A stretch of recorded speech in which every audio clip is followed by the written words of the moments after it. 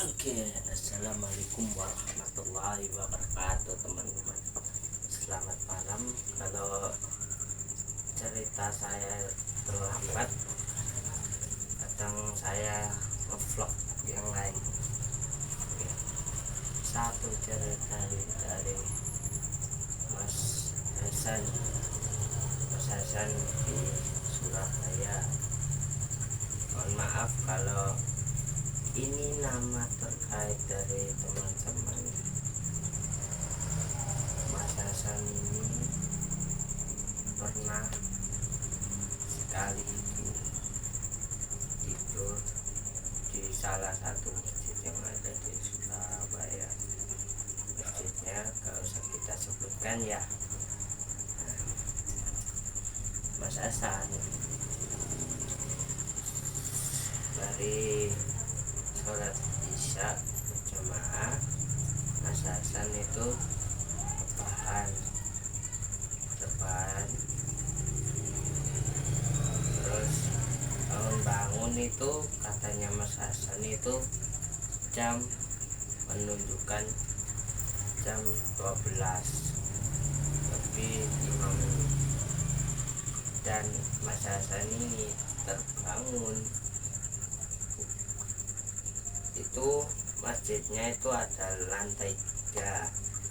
Mas Hasan itu terbangun di lantai yang ketiga. Lantai 3 itu dikhususkan untuk gudang, tapi Mas Hasan kaget. Kenapa? Kali Mas Hasan kok bisa ke atas, padahal Mas Hasan itu cuma rebahan ketiduran. Terus Mas Hasan ini bangun mau turun ke bawah ke lantai 2. Mas Hasan melihat salah satu sosok ini kayak hewan tapi matanya merah menyala. Hewannya itu seperti kalajengking yang besarnya itu lebih dari tubuh manusia dewasa. Nah, Mas Hasan ini kaget,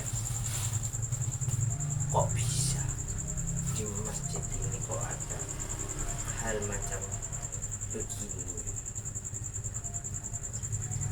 Terus Mas Hasan itu dilihatin oleh sosok kalajengking itu.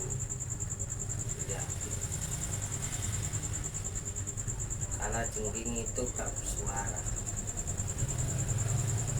Kalajengking itu tiba bergerak menuruni tangga.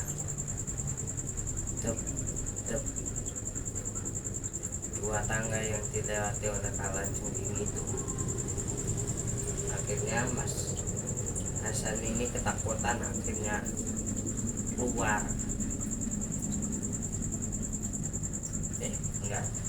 Mohon maaf, turun dari tangga.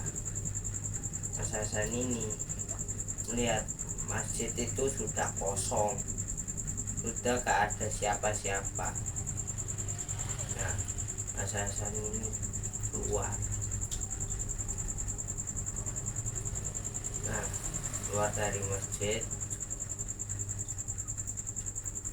Terus Mas Hasan ini naik ke motornya, menyalakan motor. Akhirnya Mas Hasan ini pulang ke rumahnya. Akhirnya kebesokan harinya Mas Hasan ketemu seseorang yang dianggap ustadz di masjid itu. Terus Mas Hasan ini bilang,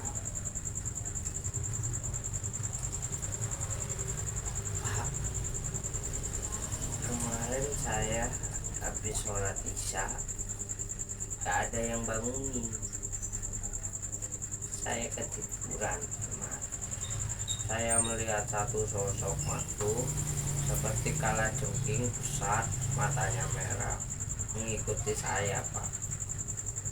Katanya si Pak Ustadz ini bilang, Mas,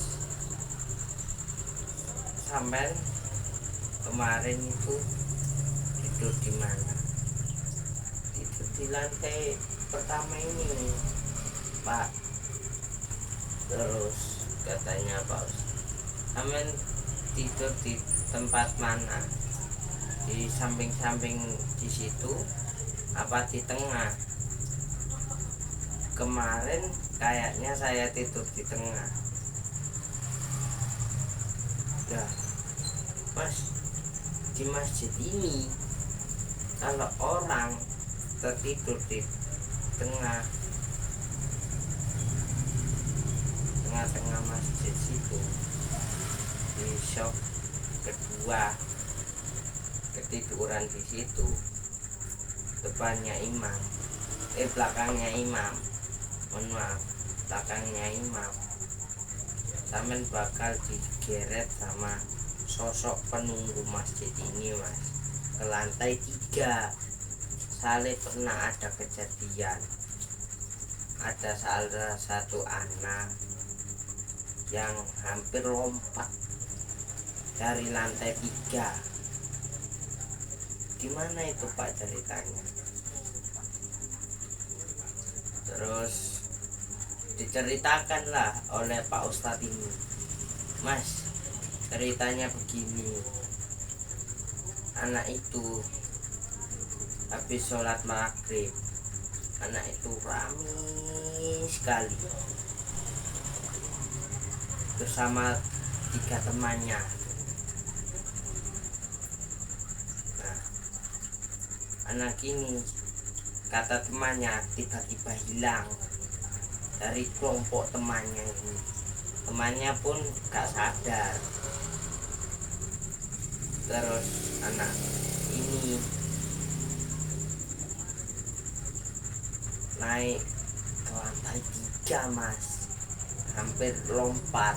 Untung dicegah sama masnya, Mas. Terus sama masnya, mohon maaf, dikaplok lah, gampar. Wah, langsung si anak ini kaget, kok aku bisa di sini di lantai 3, padahal dari sholat maghrib itu lantai yang kedua itu dikasih pagar, dikunci lah, kok bisa kebuka. Teman-teman saya kok gak ngerti kalau saya ke atas, gak tahu deh gitu. Terus dibawalah anak itu ke bawah, akhirnya ketemu saya di lantai bawah, lantai 1. Saya selepas sholat isya itu ditunggu, katanya Pak Ustadz ini, saya itu bilang ke anak ini, bilang tunggu saja dulu, ngenteni saya habis sholat isya. Wes, ditunggulah sama anak ini, ditunggu cukup lama. Habis sholat isya ketemulah. Terus Pak Ustadz ini menanyakan, kenapa kamu kok bisa ke lantai 3? Lantai 3 itu gak ada jendelanya sama sekali. Ada jendela, gak ada kacanya gitu ya, gak ada kacanya. Kok bisa kamu ke sana? Gimana, ceritakan. Terus kata sini anak ini bilang, Pak, saya itu saya itu dibisiki oleh suara-suara, Pak. Katanya kalau kamu pergi ke lantai 3 kamu bakal bisa. Terus bisanya itu gak disebutkan lah oleh suara-suara.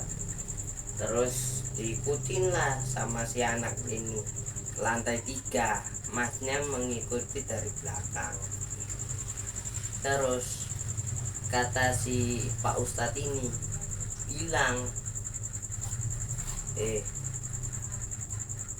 kamu itu habis sholat maghrib jangan rame. Si penunggu, si sosok yang menjaga masjid ini marah kalau ada anak yang main-main di masjid. Nah, si anak ini pun paham, ya Pak, saya gak bakal ngulangi lagi. Ya wis, akhirnya cerita dari Mas Hasan ini sudah selesai ya. Terima kasih sudah like dan subscribe. Terima kasih yang sudah mendoakan istrinya Pak Rahmat. Oke. Assalamualaikum warahmatullahi wabarakatuh.